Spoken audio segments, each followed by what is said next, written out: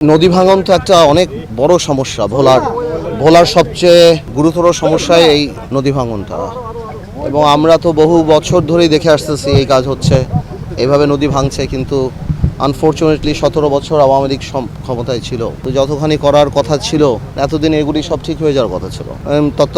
Interim গভর্নমেন্টের সময়ও তেমন কোনো কাজ হয়নি, যদিও সেই সময় যিনি অ্যাডভাইজার দায়িত্বে ছিলেন তার সাথে আমি বেশ কয়েকবার কথা বলে এটাকে ম্যাচিউর করার চেষ্টা করেছি। এইবার ফাইনালি ইনশাআল্লাহ আমাদের একনেকের প্রথম মিটিংয়ে এটা ছিল, কিন্তু যেহেতু 22 সালের হিসাব নিকাশ ছিল সেখানে কিছু টেকনিক্যাল চেঞ্জেস দরকার ছিল। তো আমার বিশ্বাস আগামী একনেকে ইনশাল্লাহ আমরা একটা বড় বরাদ্দ পাবো। ইন দ্য মিন টাইম ভেঙে আসছে তো প্রায় 3 কিলোমিটারের মতো বাকি শহরে যাওয়ার, সে 3-3.5 কিলোমিটার। আমার সাথে এখানে ইঞ্জিনিয়ার সাহেবও আছেন, টিএনও সাহেবও আছেন। সো আমরা এখানে আলাপ করছি যাতে এই 1.5-2 মাস কীভাবে এটাকে থামিয়ে রাখা যায় নর্মালি ব্লক দিয়ে।